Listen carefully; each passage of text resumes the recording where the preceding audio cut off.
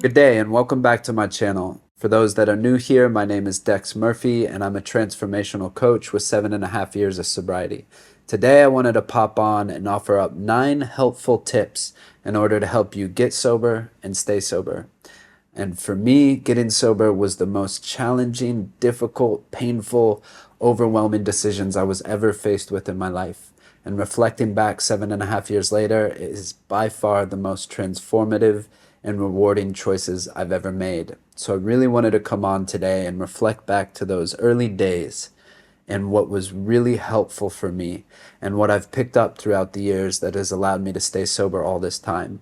And this doesn't just come from my own personal experience in my sobriety journey, but also in 7.5 years of working with hundreds of other addicts and alcoholics, both from a place of service and a professional capacity in order to get sober. So whether you're trying to make the decision to get sober and you don't know how to, or you just got sober and you're finding it to be really overwhelming, or you're well along your sobriety journey, I truly hope that these 9 helpful tips can support you on that journey, because it is not an easy decision. It's not easy to change from one way of living into a sober life. Hands down, it's not easy. And I know that from personal experience. So I really hope that you get a lot out of these 9 tips today. So let's dive in. So the first tip that I want to dive into is quit before you're ready. Quit before you're ready. What do I mean by this? Is there's never, ever, ever going to be the perfect time to get sober. And if you keep waiting for that perfect moment, you're going to be waiting forever. I remember me in my journey of drinking and using, I was always waiting for that perfect moment of when I'll be ready. Okay, after the holidays, after this birthday, after my own birthday, after New Year's, after Christmas, after that wedding that I'm already committed to, I'll do it then. But I kept waiting and I kept waiting, and that perfect moment never came. So my suggestion to you is there's no more perfect time than now to quit. You don't have to wait until you hit rock bottom. You can do it today, but do quit before you're ready to quit. It's difficult at first, it's overwhelming, but it is definitely worth it in the long run, and your future self will thank you. And the second tip that I want to offer up is to reach out for help and to build your support system early on. For me, this was paramount, because I know as I made that decision to get sober, it was so overwhelming and I didn't think that I could do it alone. So I had to reach out for help. That decision is a big one to make. So I did call up a friend that I know who had had a problem with drinking and using before and had been sober. And just making that call and reaching out to somebody that I knew made it to the other side of that and was walking the path of sobriety gave me so much hope and gave me so much support that I needed in the early days. Another important thing to do is really think about who's in your circle of friends or family that you can trust and rely on, and reach out to them and say, hey, I'm going to make this decision. Can you be a little more available to me in this time? Because I feel it might be difficult or challenging, and it would be really nice to have your support. So that's another thing. Reach out to friends, family, and set yourself up for that support early on. And then there's a plethora of support communities out there, both in person, online, such as 12-Step Recovery, AA, online support groups, Smart Recovery. There's tons of Facebook groups and social media groups of sober people. So find what's in your community, find what's online, tune into those people and tap in. And another important aspect of this is accountability. For me as an addict alcoholic, staying accountable was really difficult. I had made that decision hundreds of times that I was going to quit drinking, that I'll do it then and I'll do it then, or I'll wait till that, right? And so if you reach out to these people and you have them close to you, being accountable to that is really important in those early days to stick to your commitment to getting sober. Other options are your therapists or recovery coaches. I mean, that's what I work in. So you have people, there's a plethora of people that are willing and able to support you and be that support system early on. So build it early on, and that will set you up for success. Okay, so the third tip that I want to offer up today is probably the most important one, especially in the early days of sobriety. But it's also one that is very important in my life every day, and I still use it all the time, which is keep it one day at a time. One day at a time. When I was early on in sobriety, like I said, that decision was so overwhelming and terrifying to quit. To quit what I knew how to do for so long and choose a life of sobriety, which I didn't know at that time, was overwhelming for me. And when I thought about quitting forever, it was just too overwhelming and it brought me anxiety. It just was, yeah, it overloaded me. So when I was given the advice just to keep it one day at a time, it took the weight off my shoulders and it took that pressure of needing to quit for the rest of my life and just kept it in the day. It's like all I have to do is not drink or not use today for the next 24 hours. And when I looked at it this way, I was able to go one day at a time. And the days, they turned into weeks, and the weeks turned into months, and the months turned into years. And looking back 7.5 years later, how did I do this? I did it one day at a time. And I still use this in my life today when things get overwhelming. I have a big project, I have something in the future, during my pregnancy, thinking about jumping into fatherhood and what that was looking like, going into the future. It's like, hold on. All I have to do is focus on today and do the best that I can today. So if you keep it in these really bite-sized chunks, it will get easier. And if you need to break it down even more than that into hours or 30 minutes or 10 minutes, I'm not going to drink for the next 10 minutes, 30 minutes, hour. And I promise you that this time will build up and things will get easier because in the early days, it's not easy and I don't want to lie to you, right? So this tip, okay, if I can just get in today, tomorrow's another day, tomorrow may never come. So I just don't drink today and you will get there one day at a time. So the fourth tip that I want to offer up to you is also one of my favorite, even to this day, which is celebrate yourself for being a homebody, for being a hermit. And what I mean by this is early on, especially early on in recovery, for me, it was very triggering. It was too triggering to be out in social settings. There was too much influence. There was too much desire in the early days to be in those type of settings and not drink or use. So what I needed to do was spend more of that time at home, naturally, away from those social settings, whether it was a concert or a sporting event or the pub or wherever my friends were that drinking and using was going on or a family situation. And I chose instead to spend a lot of that time at home and I was going to AA meetings and doing other things. I was learning how to live a different way and that was not easy in the early days. So I stayed at home. But me being a social creature, I had this negative narrative of like, gosh, I'm a loser. I'm just staying at home. But when I flipped that script and I started enjoying being at home and I started celebrating myself for staying at home instead of going out and doing the things that I didn't want to do anymore, the stuff that was leading to my decision to get sober. And when I looked at it that way, it's like, wow, let me celebrate myself because what I'm really doing is focusing on my own healing and my own journey. And that stuff really didn't matter to me anymore.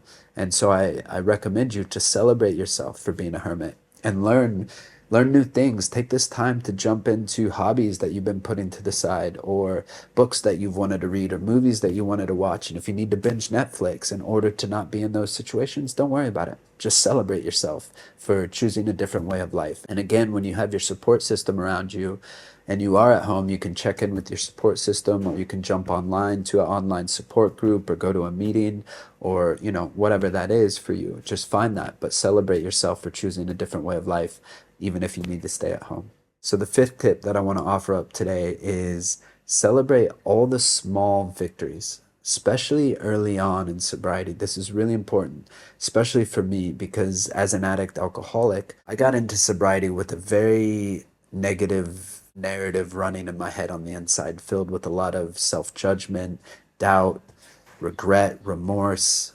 overwhelm, anxiety, all those emotions, right? And there was a lot of negative narrative going on. And so in order to celebrate myself, it was a very difficult thing.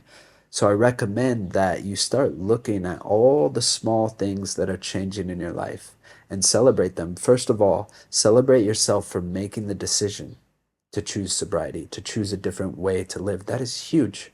If you've identified that something's not working in your life and you want to choose a different way and you step into that, that is huge, no matter what it is, but especially with getting sober because it's a very difficult thing to do. So celebrate that first. Honor yourself for that.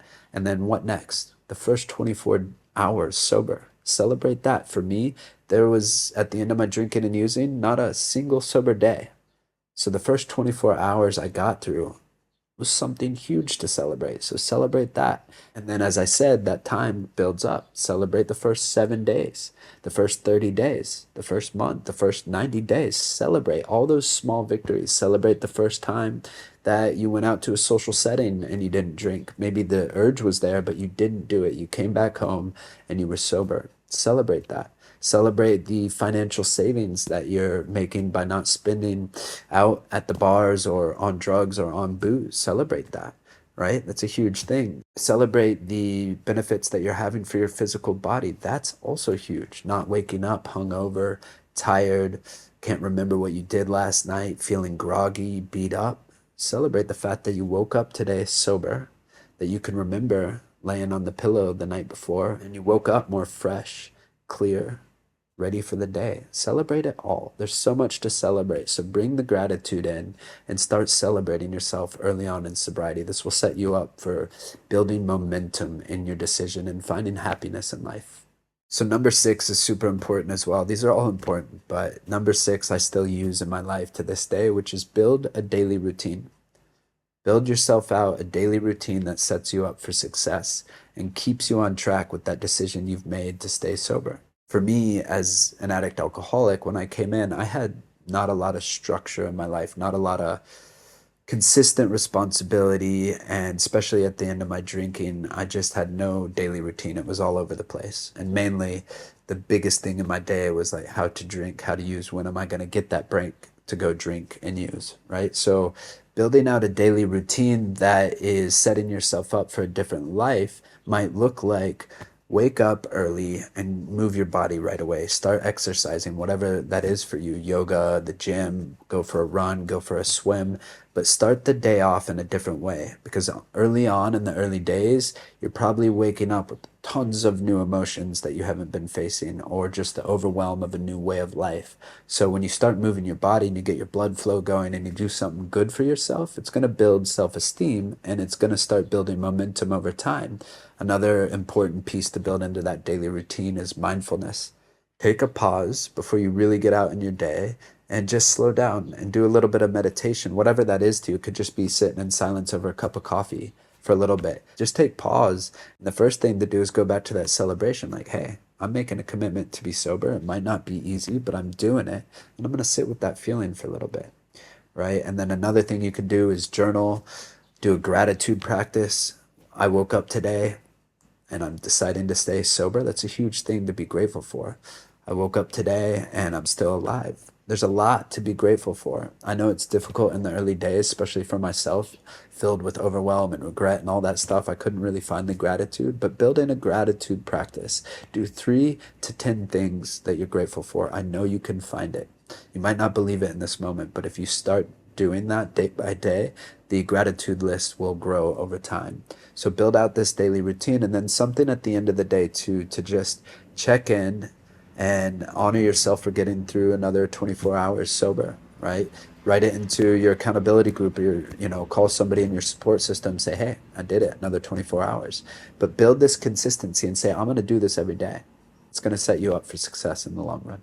Okay, so the 7th tip that I want to offer you up is to find a prayer or an affirmation or a mantra, something that means a lot to you, that you can go to, that you can listen to, that you can say and recite when things get difficult.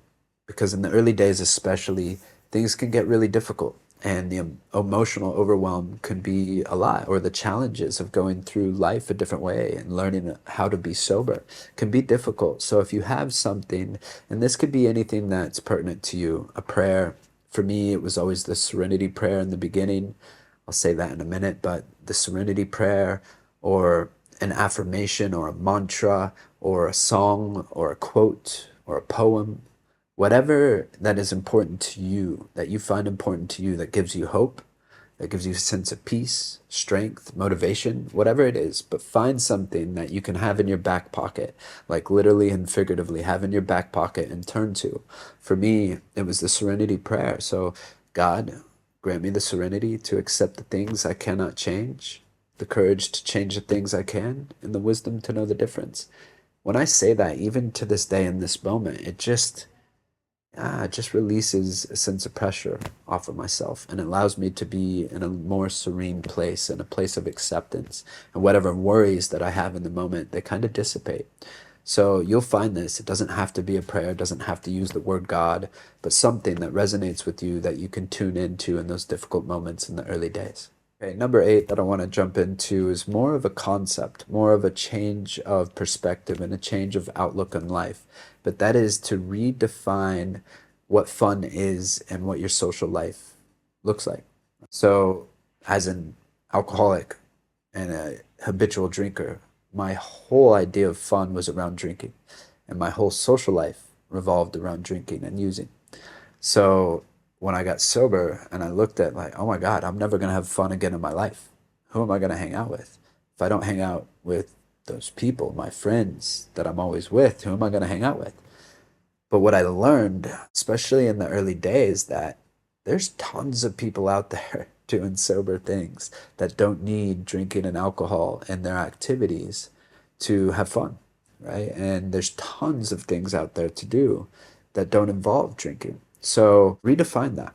It's definitely true. And for me, it was a huge change in perspective. And I was blown away. I remember the first weekend I was sober in my early 20s, the first time I got sober. And I went to, on a Friday night, I went to a sober party that my friend had invited me to. And it was actually like 50, 60 kids there having a blast, like not drinking. And I was like, what is this? This actually exists? Because for me, my whole life revolved around drinking. And so understanding one, there's tons of things out there to do was really helpful for me. And it was like, wow, this is a whole new way of living and it's possible. And there's other people doing it. And not everybody drinks. That was huge for me too, right? Especially not everybody drinks like I do. And yeah, so redefining this in a way that makes sense for you and saying like I don't need to drink to have fun. And I don't need necessarily to be with these people all the time to have fun. And in the early days, this is really important. And over time, yeah, maybe for me, I couldn't hang out with those people early on. But over time, I could. Like as I got the strength, as I got the belief in myself, and the triggers weren't as strong to drink, then I could go out to the bar. And it became not my favorite thing to do. I'm rarely at a bar these days because it's not what I love to do, even though a lot of the people that I used to drink with still do. And okay, that's fine for them. But I redefined what my social life was and what an idea of fun was. And over time, I get to learn new things about myself and go try new things. I live over in Bali, Indonesia right now, and I love traveling. I love being in community.